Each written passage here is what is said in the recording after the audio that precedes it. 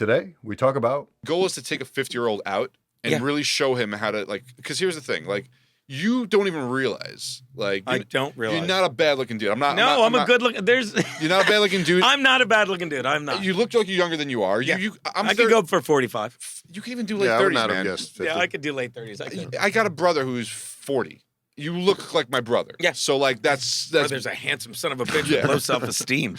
Yeah. So but and you're funny. So like I just feel like you could score, and I know you probably do, but you could score younger and better than you probably are. But I'm doing like right now I'm in the late 20s. I'm in a streak of late 20s. That's the last 3. Oh, please. That's record pace. That's record pace. That's great stuff. When you can't understand their references, like that's the best. Oh, they're like, why would you do that? I'm like, because obviously I don't want to be in a relationship. Yeah. You know, it's like it doesn't take Freud to fucking figure that out. Right. You know. So do you do you make that clear going in? Do you feel like that's kind of your what makes you attractive to these women? Like what's... I don't know. I don't say anything. I think it's understood.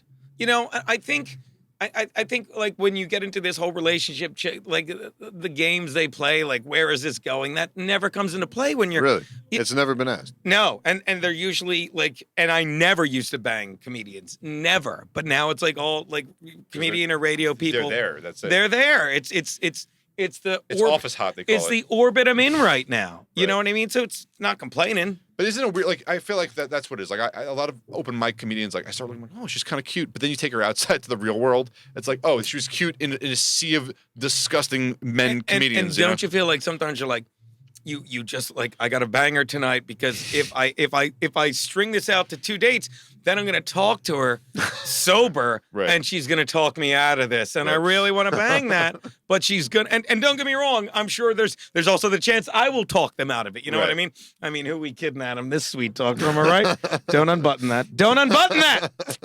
Just feel like theater of the mind. Are female comedians silly up until the point where they have your dick in their hand? Like, just like, hey, look at this. They're just banging it on their head. No, neither. Not the last two, but yeah. Actually, or is it like a competition? Like who's giving? Like, because I feel like sometimes comedians don't know what to shut the fuck up. It's like, all right, you're not on stage, just like have a conversation. And I think they're always like, I have comedian friends, and a lot of them are just getting into it. And it's like, dude, get the fuck out of comedian mode. Like, don't stop trying to one up me every second. Right. Like, we're talking about like sports. Like, I don't need you to be like, hey, that's what she said. It's like, all right, shut up. Yeah. So I feel like female comedians, if you're dating them, it's like every second trying to one up each other. I don't think they're all like that. Okay. And I think you have to keep them separated. Otherwise, they spoil. I don't know. Fucking know. I don't know. It's like the McDLT. You have to keep the hot side. I don't know. But no, I've never had that. But then again, I love this podcast because it's making it sound like I just walk out and my dick is dripping with 26-year-old pussy. It's dripping. Well, if that's what you call chlamydia. Yeah, it's dripping with it. Well, let's talk about it because we are a medical podcast. Yeah, we could switch. Have you ever had an STD? No. I had maybe, but no. Come on. I might have had chlamydia once, and I just took a shit ton of amoxicillin. Oh, really? Is that how you cure it? You only need one thing of azithromycin. Done. Oh, then maybe that's what it was. Maybe that's what it was. Because a buddy of mine, she's a nurse practitioner in Delaware. I mean, a friend of a friend. And she might have given it to my friend because his dick was like 900 degrees every time he jerked off. Hypothetically speaking, is that weird? I don't know why the guy told me that. It was like it was happening to me in 2006. Weird. What? Wait. So what's the STD where they give you the shot? That's gonorrhea. I had that. Yeah. Oh. So you got to get a now everyone knows that mucosal injection or intramuscular injection of a different antibiotic. Yeah, but so chlamydia is easy, just a couple pills. I don't think I ever had chlamydia. I had gonorrhea, which was fun. Chlamydia is when everything is boiling hot in your penis, right? Honestly, they typically travel together. So usually, if you have gonorrhea, they'll treat you for both because it's so common to have both. Yeah. So that's the only STDs you've ever had. Yeah. Did you get the test done where they stick the metal swab up your my pee hole? I had that. I had to do that to a guy in the ER. Why? My life flashed before my eyes. Stop it! Yeah. Luckily, they don't do that anymore. It's just a piss test. Yeah. But, This poor nurse, the things I said to her. Happy place. It literally reminded me of like something about Mary when they zip the zipper over the balls and the penis. Yeah, something about Mary. I thought I said when I got married. I'm like, what? No, I never got married. I skipped a step. Something about Mary. Yeah. So, dude, it was fucking painful, and they were like, "Yeah, you have gonorrhea." I was like, "Oh, perfect. What do I do?" Like, we're gonna stick a shot in your ass, and then it goes away, and it's over. But so no STDs for the Geno Bisconti. Not really. What any kind of illnesses you had? want to talk about some fucked up shit. Actually, When I before was- the illnesses, let me ask you. Oh, please. You mentioned age 50. Have you gotten your colonoscopy yet? No. We're doing that right now. Turn Told me around. twice That's why now. we invited you. Here's the thing, and I no, you want to talk? I just, for the first time in about 20 years, like 3 months ago, I got health care because here's why. Because I'm an old Italian man, like everyone in my family, and as my aunt and uncle would say, why would you go to a doctor? They can only tell you you're sick. And I also believe if you're like, and I say this in my act, and this is another reason I'm so adamant, so passionate about like laughter and how anyone that fucking, it's a fact. Laughter is the best medicine, but it's a fact that laughing, and I know I'm telling you this, but I want you That should be the fucking tagline for a show. Jesus. laughter releases endorphins. It's a healing thing. Yep. It's a fact that stress is what causes heart disease, is what kills you. And I'm not telling you this because I know you know it, but it's like, and I just believe, like, I feel like if you're on the right path, like I am, like I will be healthy because I'm laughing all the time. I'm happy all the time.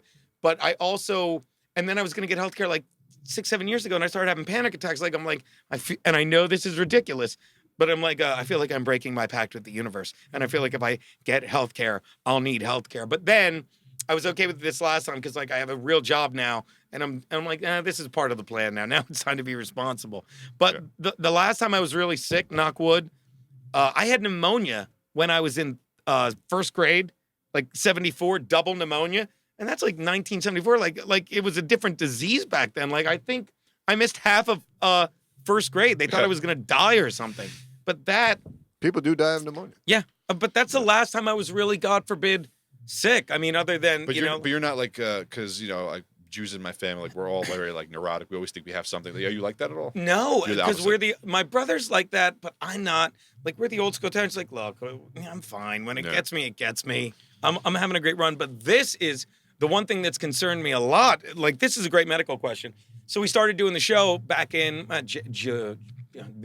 have a stutter too, but that's a thing.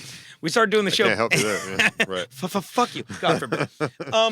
We started doing the show back in July, and then December, like it started. Like I lose my voice sometimes for like Really? days at a time. Like It's because you're so quiet, really. yeah, so do myself. And second the show's over, I just hush right up. Right.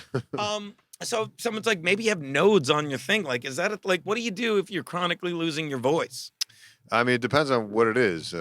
Cliche answer. Right. But actually, I don't know if you're a big John Mayer fan. John Mayer had like a vocal cord issue, like he had a Right. little growth happen. So you get growths.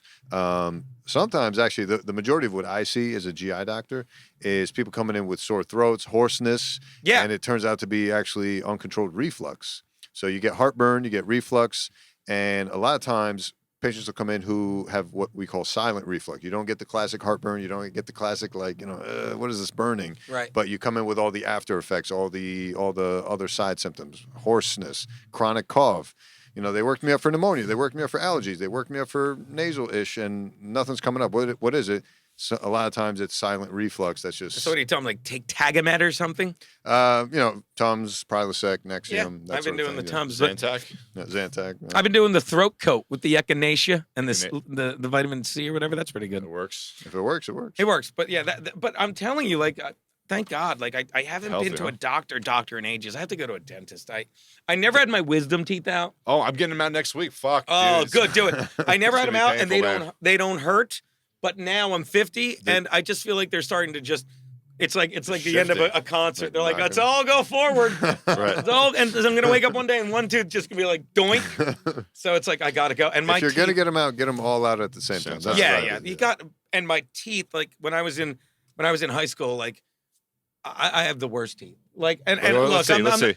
well, they're all metal. They're Are all. they? Oh yeah, like because I believe, like I think you can brush your teeth all you want, and if you have like soft enamel, you're fucked. But I think I had soft enamel, and I was fucked because I didn't floss, and they just Eat a lot of candy. no, I don't really have a sweet Genetic. I tooth. think it's genetic, honestly. I think it's everything, but Yeah. my teeth just but I eat a lot of carbs, and that's all sugar That's anyway. sugar, yeah. I love how I'm telling you stuff. I tell you, Doc, it's all sugar. But hold on, me. you eat. So this is you on a lot of carbs. So this is the biggest you're gonna. You're not on a diet right now. No. So that's like genetic. I too. did a juice cleanse. That's what we need to talk about. I did a juice cleanse like a It's couple all weeks. sugar. Yeah, I did one, and I didn't do it because like, oh, I want to lose weight. I'm like, Yeah. I had 2 weeks off, and I wanted to take a complete break from drinking. So I did for 2 weeks. I know that sounds like, like I ran a marathon. It was actually 12 days, not 2 weeks, but whatever. And I'm like, and the last 3 days off, I had no gigs planned or anything. I'm like, I'm going to do a 3-day juice cleanse. And I actually stretched it to 4. And the reason I want to do it was, one, just to see if I could go that long without eating.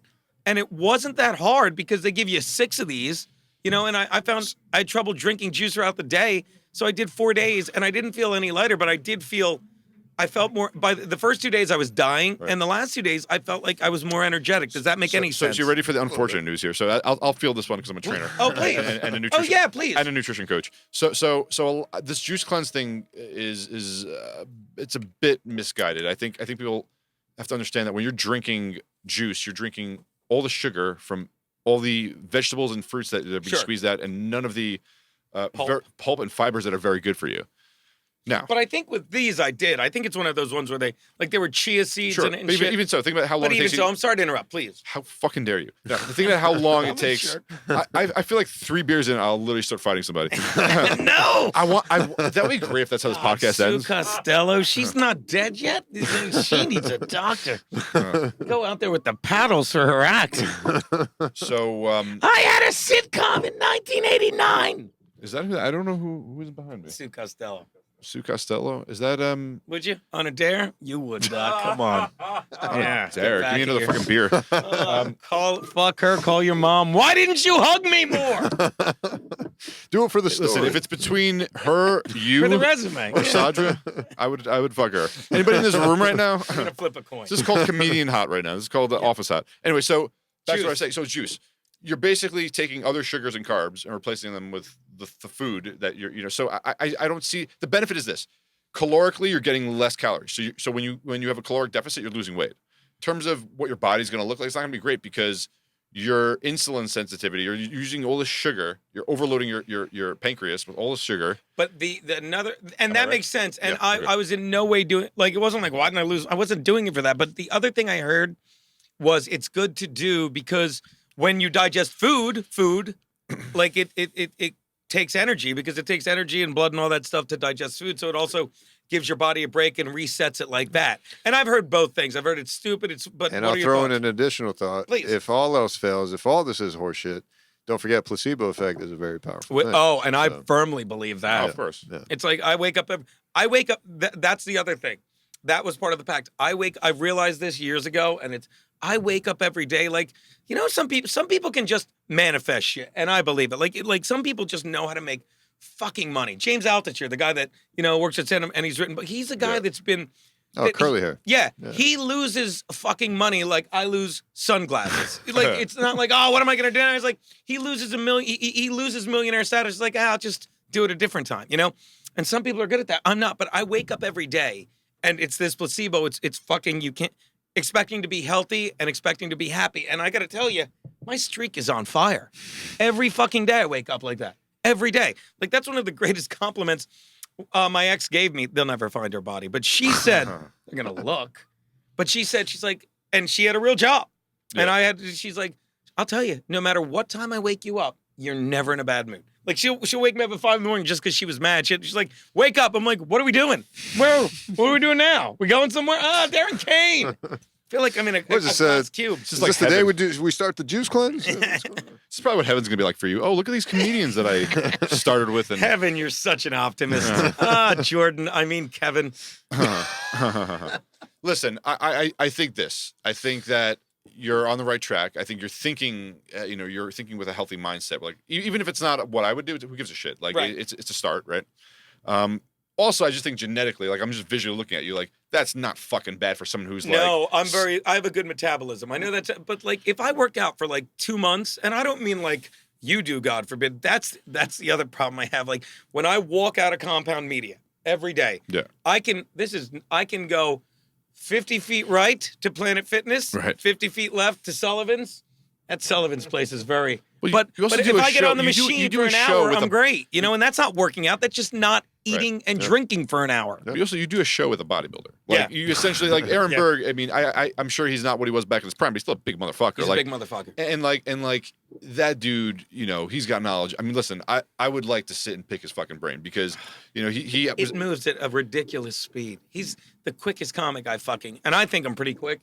he's fucking fast. He's Like that's the beauty of our show. I'm sorry to interrupt, but we don't even know what we're doing, but we have something where the way we play off each other, like I'm actually the straight man in it, and but it's like people will come to our to the show and they'll sit in the studio and they'll get done, and look, it's like you don't think you're doing it, but they'll look like, wow, how do you guys do it? How long do you rehearse? Like rehearse? Right. Yeah, that's what we do. We laugh like rehearse. Oh, we had a writing meeting an hour and no. Well, it was a funny thing that me and Saj were talking about because we just started this podcast, and I was like telling him, like, I think we should like talk about more prep and like editing. He's like, dude, let's just fucking sit down and talk. Yeah. Which is like, it's good to hear that because I think that is the best way to do it, but it's also nerve wracking because you're like, what if this comes out like that? But who gives a fuck? No, like, because it makes it real. It makes it real. And the more.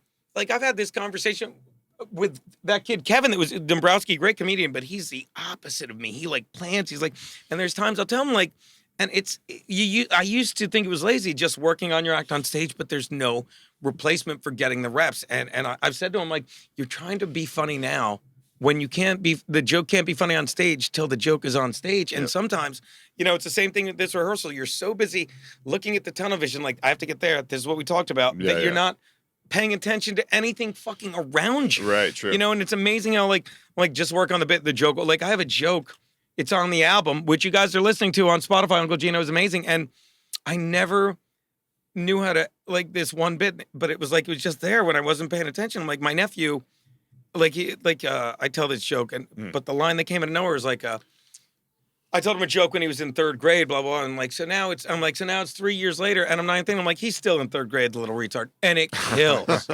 And I didn't write it. It's a scene from fucking Seinfeld Comedian, the DVD, that it was on it's an outtake scene, or a deleted scene, an outtake scene. And I don't know why, but he's like, there are some jokes. He's like, like you sit and write and you craft it and you tell it and you want it to work and it just won't work. It's like the little bird in the nest that you want to fly and it doesn't, like, and you get in the nest with it, you put on a bird suit, you're like, fly down, and it just, every time you say it, it just goes down like a stone. And there's other jokes that you don't even write, and you get on stage and they come through you and they're just like, I'm here now in spite of you. You just happen to be the guy that got in the way of it. It's like, and that's like what getting it all the way back. You can't prepare if you want the podcast to be completely, and I hate saying organic, but it's the only word. Yeah. Genuine, funny, in the moment.